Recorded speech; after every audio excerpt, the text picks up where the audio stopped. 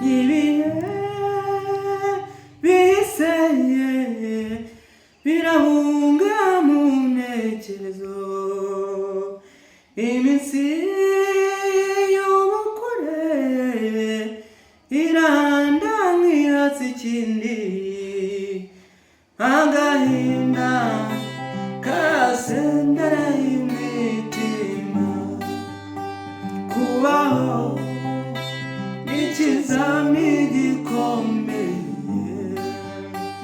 inzira tunyuranye nitubwira ikihatse urugendo rw'ubuzima ruragendwa n'intwarane benshi bameze nk'utunyoni twaritse ku nzira napana kirasimbizi njyewe nzajya ndirimba nshira agahinda turanga inanga yanjye wiza amahoro yo mu mutima mbibwira Imana muze ibihe birahinduka ibihe birahinduka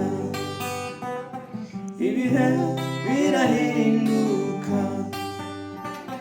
ibihe birahinduka uwahanze ibirimo bigeni umenya nibyo biri niwe tugenera ibyiza twubahinge nk'abihe yaremye ibihe by'amakuba ibihe by'amahirwe yaremye ibihe by'agahinda ibihe by'umunezero yaremye ibihe byo kuvuka ibihe byo gusaza agena ibihe by'intambara ibihe by'umunezero twubahinge nk'abihe twubahinge nk'abihe nawe ujya uririmba ushira agahindu curanga inanga yawe wiza amahoro yo mu mutima bibwira Imana uje ibihe birahinduka ibihe birahinduka ibihe birahinduka uwahanze ibirimo niwugenda nibyo biri niwutume tumenyera ibyiza twubahinge nk'abihe. Oh, hey guys, turabashuje aho mugiye muherereye kuri Secret Channel, turabakunda cyane kandi tubashimiye gufatanya natwe kubana natwe muri akanya. Tugiye kwiga indirimbo rero, tugiye kwiga indirimbo nziza cyane yitwa Ibihe ya Karasira.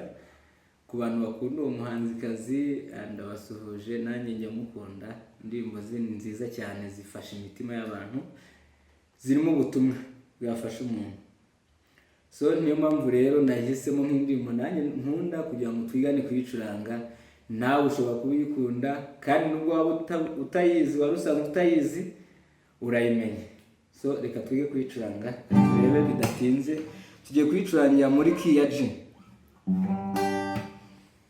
Niho yayicurangiye na original, ngira ngo ni hiri muri key ya G.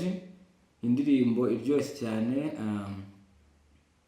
kandi irimo amanota atagoye, ni amanota yoroshye cyane na finger style. Turaje turebe uburyo yayicuranze. So tutarakomeza, wowe waba ugeze bwa mbere kuri iyi channel cyangwa se usanga utureba utarakora subscribe, nagushishikariza gukora subscribe ukadufasha, ugakora comment, like, share, tugakomezanya kuri iyi channel yacu, nawe ukaba umwe mu munyamuryango wacu. So reka tugende. Ni ukuvuga ngo turafata G gutya. G ku muntu wowe nimba utazi kuyifata, ni middle finger irafata muri fret ya gatatu kuri lower A string, hanyuma iyi index igakora kuri fret ya kabiri kuri A string, hanyuma little finger igafata kuri first string, higher E string muri fret ya gatatu nayo, umwe ni ring finger igafata kuri B string kuri fret ya gatatu. Hakazamo ni nota rya C.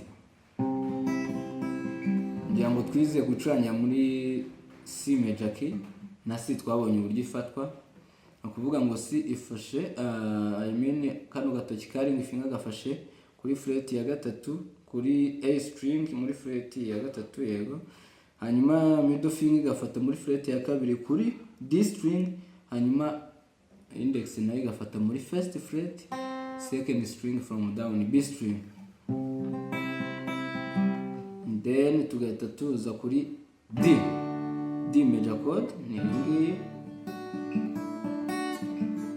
D ni ukuvuga ngo iyi ring finger ifashe muri fret ya gatatu kuri B string, hanyuma iyi middle finger igafata kuri first string second fret, hanyuma index igafata umujyo wa gatatu rutse hasi, ubwo ni ukuvuga ngo ni G muri fret ya kabiri. Hanyuma ugastrumming uhereye nyine kuri D, kuko D iri hanga na niyo ngiyi root note yawe.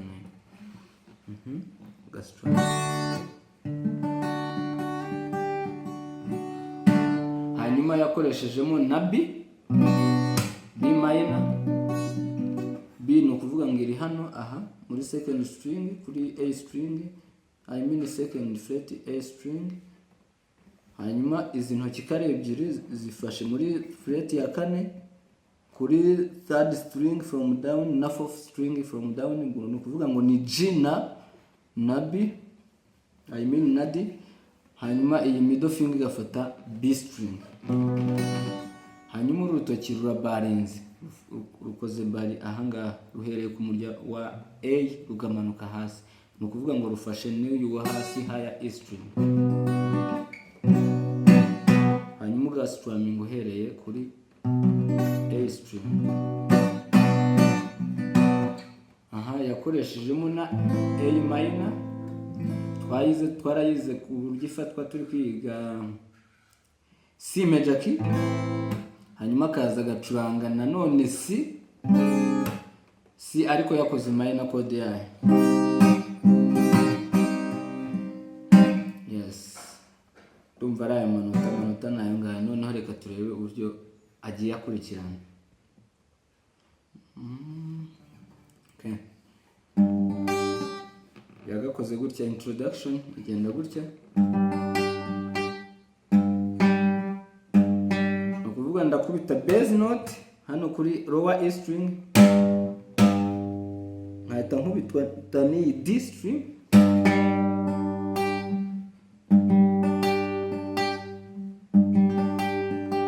ndakubita bass note D string, nkahita nkubita B string, nkahita nkubita nanone higher E string, nkagaruka kuri B string, nkahita ngaruka nanone kuri higher E string.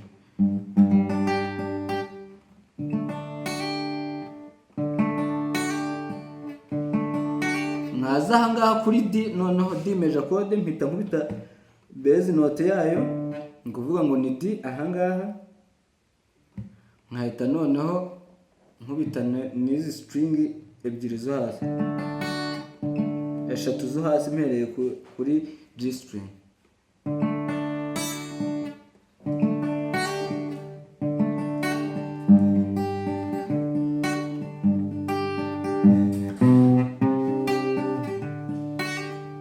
none aka kantu no kuvuga ngo ndakubita kuri lower E string,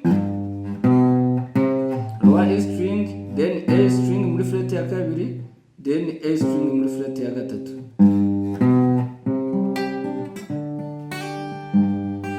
Yeah. None agatangira kuririmba adacuranga, noneho yaza kuza agahitaza muri C. Hanyuma muri C ni finger style ibihari, ni gutya ikora. Ni ukuvuga ndakubita bass note yo kuri C ahangaha kuri A string, noneho nkubite na B string and E string, higher E string. Ariko noneho ndakubita ndagarukaho inshuro ebyiri nkuko ku kambere nabigenjeje.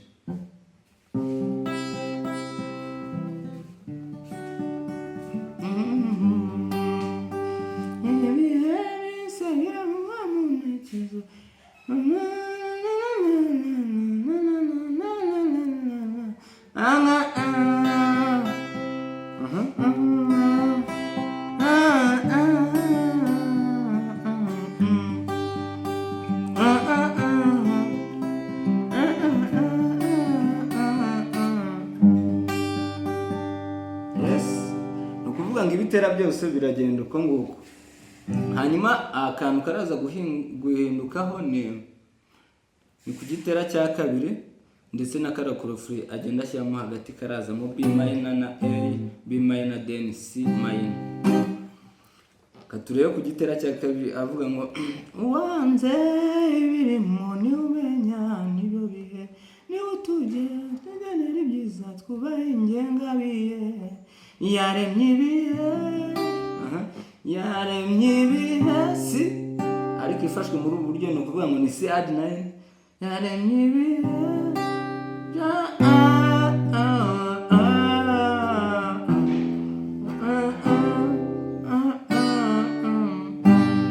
yaremye ibisi si then nkahita nkora C flat B yaremye ibihe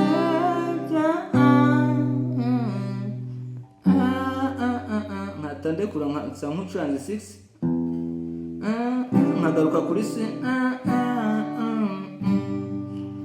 yaremye ibihe by'intamba